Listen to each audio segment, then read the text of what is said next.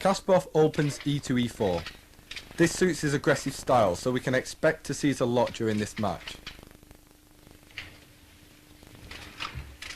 Karpov plays his favourite defence, e7 to e5. White plays knight d1 to f3 to attack the e5 pawn.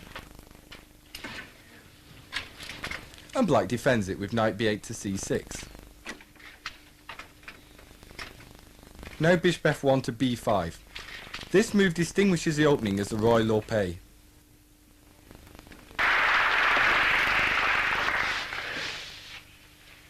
Karpov prefers to open 1 d4, which suits his positional style. Kasparov always plays knight f6. Now white plays c4. This is a usual follow-up move, grabbing space in the centre.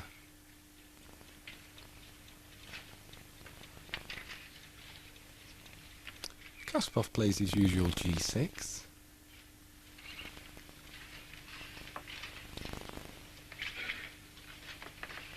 And Karpov plays knight c3, aiming to advance his e-pawn e2 to e4 to claim the centre.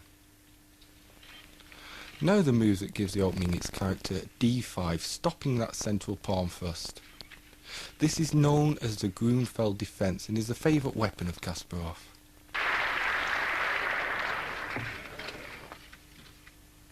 Again, Karpov opens d4. And again, Kasparov's favourite reply, knight to f6. The opening develops the same, c2, c4.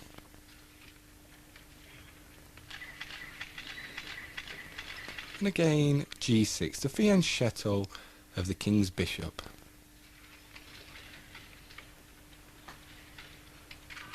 White plays knight c3.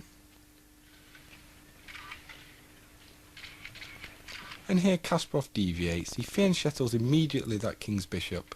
This gives it a distinct character. Karpov grabs the centre with e4. And now Kasparov plays d6. This opening is known as the King's Indian defence and is another favourite of Kasparov's.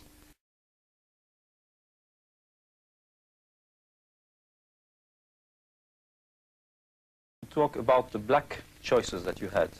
You played the Grunfeld and you played the King's Indian. Once you said that the Grunfeld is 100% correct. So why did you also play the King's Indian? Yeah, I think that any opening is 100% correct. It's any normal opening. And it's only a matter of your feelings, your mood, and your preparation. And I have to admit that Karpov prepared a very unpleasant system against Grunfeld. Plus, he prepared, I'm sure, some interesting innovations, which he couldn't show except one, bishop a6. I think I discovered them. I discovered his home preparation. That's why maybe we played many games behind the stage. I mean, in the home analysis. I think it's really unpleasant. Plus, it's an interesting move order. Bishop is queen d2. It just excludes some possibilities from black. And I have to admit again that it's not easy to organize a counterplay with black. Black could play for the equal position, but he reduced black's opportunities to find for the initiative, fight for the initiative.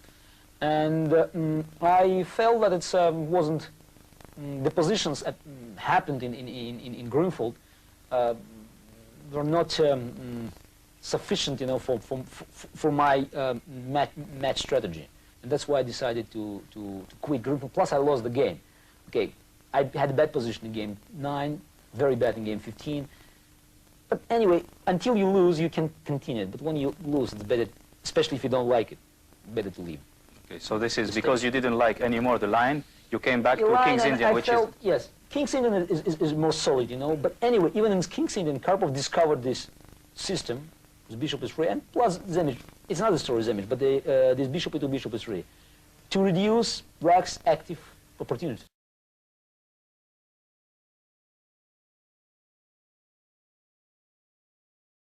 After 34 moves, black's position is grim.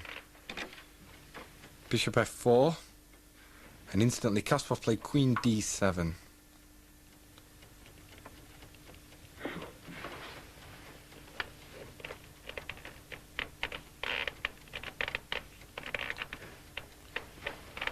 Rook c7, hitting the queen. Karpov starts to turn the screws.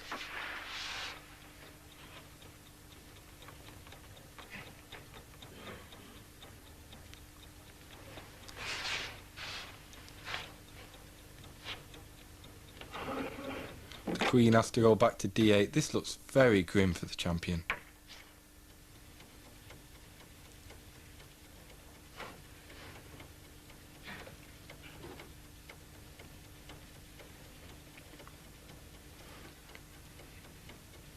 d6.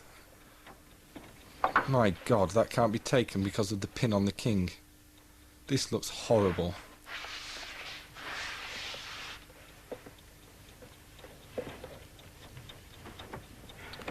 Kasparov lashes with g5, hitting the bishop.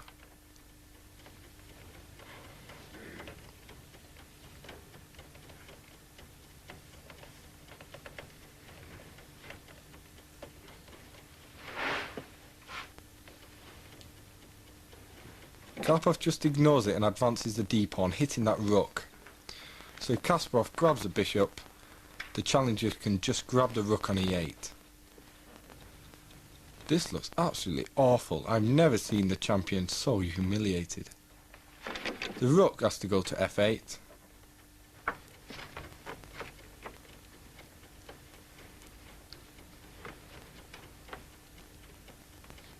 Karpov checking his calculations, drops his bishop back to d2.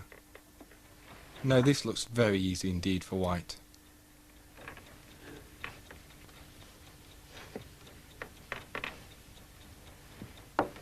Bishop to e5, hitting the rook on c7.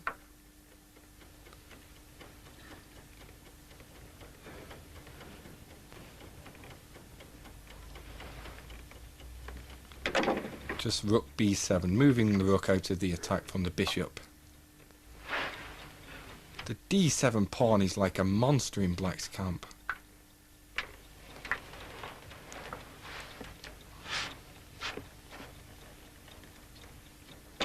Yes, and the world champion concedes the game.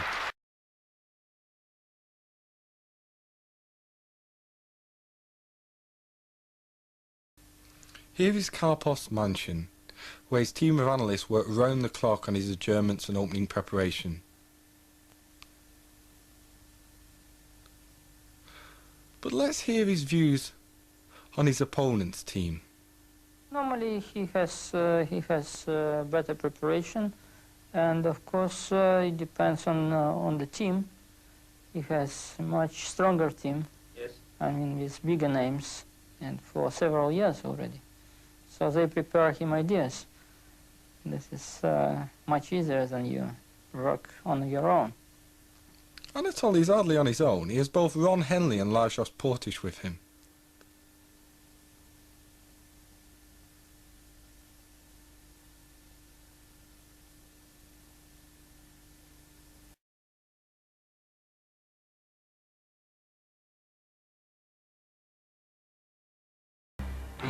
The 20th game was played on December the 15th, 1990.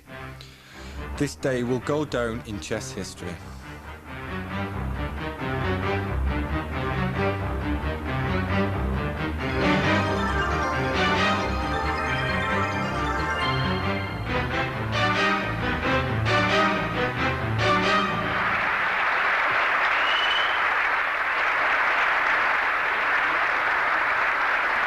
This will be a battle without mercy.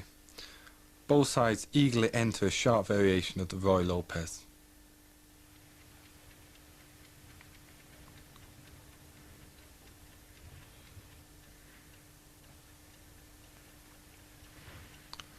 Karpov plays 17 f5. What's Gaz's verdict? That's a good positional idea, just to destroy white center, but one consequence, king. So were you surprised by the aggressive attitude of Karpov? It's a psychological result of the game 19. Probably I won the game 20 by offering to draw game 19. And Karpov saw that maybe I'm just having 1 point lead. I will hesitate in any complicated situation, and he decided, to fight. Because in this position, white should be very, confident. Because sometimes you have to sacrifice. Positionally, you are in trouble because he had an advantage in the center. and you should attack without hesitations. And he thought maybe it was an advice of his psychologist. He decided to play this line.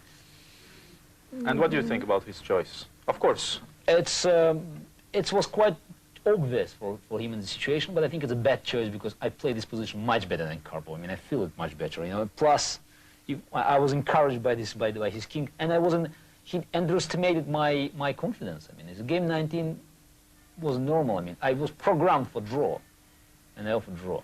But here I was programmed to crush him, and I did it. This moment I took a decision to take risk, because it was hardly could be considered that I can win two white games out of 2, and just to get title back, I should get lead with 2 points, 2 points out of last 5 games, and so we can come back to this old and as we called archaic rule in the history of chess, when in case of draw, world champion maintains his title. So I believe nowadays we should eliminate this rule because it gives a lot of advantage to world champion. And so I just decided to take risk to fight for the title. We are now about to witness the magic of Garry Kasparov.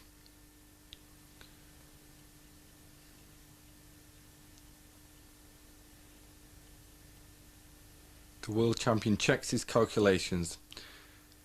It's really important to be accurate at a time like this.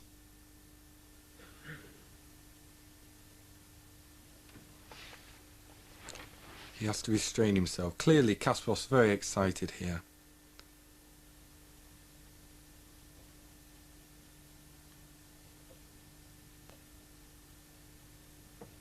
One last check.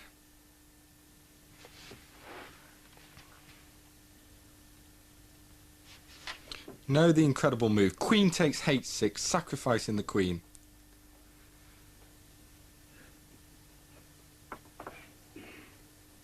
The time control's reached, and Kasparov lends Karpov his score sheet to copy up.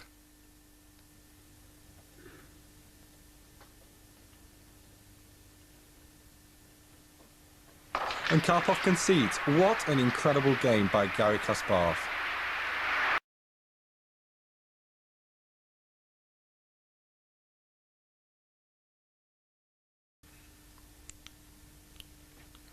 Kasparov plays his 36th move and proposes a draw to Karpov, who is in no position to refuse.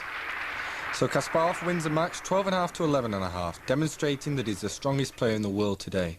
Spassky is associated with Fischer, and Fischer is associated with Spassky because they played match for the world title. And for 10 years my name was associated with Korichna because we were playing for the world title.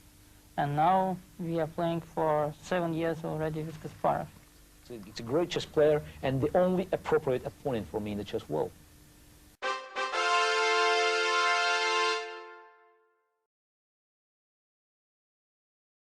Player Garry Kasparov, world champion 1990. FIDE President Florencio Campomanes has just crowned Garry Kasparov world champion for the 4th time in a row. This marathon match, which started in New York, lasted 84 days and the players spent more than 130 hours facing each other. Garry Kasparov will defend his title again in 1993. But who will be there to challenge him? Since 1985, when he became the king of the chess world, he has crushed all opposition in match and tournament play.